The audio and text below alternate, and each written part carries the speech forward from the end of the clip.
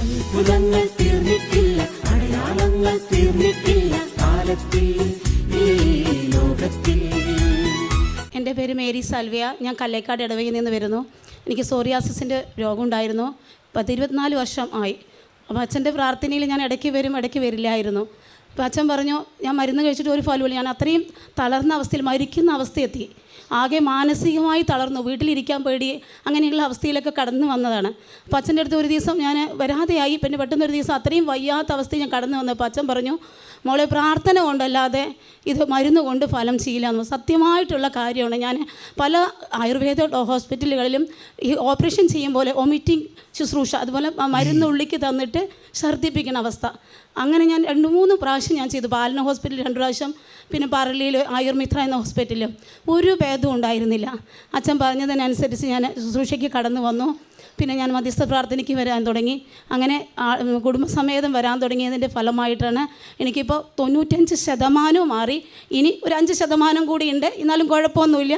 ഞാൻ വളരെ ഹാപ്പിയാണ്. അല്ലെങ്കിൽ ഈ കാലാവസ്ഥയിൽ എനിക്ക് ഒട്ടും നടക്കാനോ ഇരിക്കാനോ പറ്റില്ലാത്ത അവസ്ഥയാണ്. കാറ്റ് കൊള്ളാൻ പറ്റില്ല, ഫാൻ പുറത്തിറങ്ങാൻ പറ്റില്ല, ചൂട് പറ്റില്ല, അങ്ങനെയുള്ള അവസ്ഥയിലൊക്കെ കടന്നു പോയതാണ്. ഇപ്പം ഞാൻ ഒരുവിധം എല്ലാ ഭക്ഷണവും കഴിക്കുന്നുണ്ട്. എനിക്ക് ചില ഭക്ഷണമൊക്കെ അലർജി ഉണ്ടായിരുന്നു. അതുമാത്രമല്ല, എനിക്ക് ഒന്നും ചെയ്യാൻ പറ്റാത്ത അവസ്ഥ പറഞ്ഞാൽ ചായ കുടിക്കാൻ പറ്റില്ല, വെള്ളം കുടിക്കാം, അങ്ങനെ ഒന്നിനും പറ്റാത്ത അവസ്ഥയിൽ മരിക്കുന്നുള്ള അവസ്ഥയിൽ ഞാൻ ദിവസങ്ങളോളം ഭക്ഷണമൊന്നും കഴിക്കാതെ കടന്നിരുന്ന അവസ്ഥയാണ്. അതിൽ നിന്നെല്ലാം ഞാനിവിടെ പ്രാർത്ഥനയ്ക്ക് വരാൻ തുടങ്ങിയിട്ടാണ് എനിക്ക് മാറ്റം കിട്ടിയത്. അത് അച്ഛൻ പറയും, ബുക്ക് വായിക്കണം, ആ മധ്യസ്ഥ പ്രാർത്ഥന ബുക്ക് സത്യമായിട്ടുള്ള കാര്യമാണ്. ആ ബുക്ക് വായനയിലൂടെ വലിയ അഭിഷേകം എൻ്റെ ജീവിതത്തിൽ കടന്നു വന്നിട്ടുണ്ട്.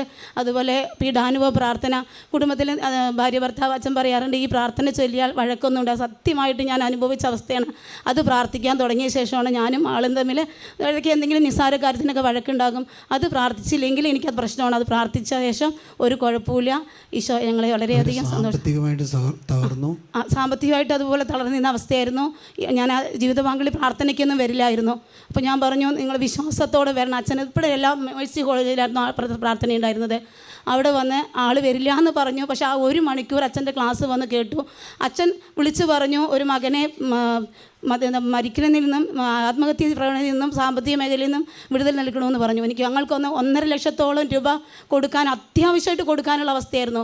ഒരാഴ്ച കൊണ്ട് കൊടുക്കണം. എങ്ങനെ ചെയ്യുന്നു, ആരോട് ചോദിച്ചിട്ടും ബാങ്കുകളൊക്കെ കയറി അടങ്ങിയിട്ട് ഞങ്ങൾക്ക് കിട്ടാനേ ഇല്ലായിരുന്നു. അത്രയും നിരാശയിൽ ഞങ്ങൾ കടന്നിരുന്ന അവസ്ഥയിൽ ആ അച്ഛൻ വിളിച്ചു പറഞ്ഞ ആ നിയോഗം പ്രാർത്ഥിച്ചിരുന്നു. അത്ര നേരം വരെ കിട്ടിയില്ല. ശനിയാഴ്ച ഞങ്ങളുടെ പള്ളിയിൽ ശുശ്രൂഷ അച്ഛൻ ചെയ്യേണ്ടായിരുന്നു. ആ ശനിയാഴ്ച ആൾ പറഞ്ഞു, എനിക്ക് ആ ശനിയാഴ്ച ആ ദിവസം കൊടുക്കേണ്ട ദിവസമാണ്.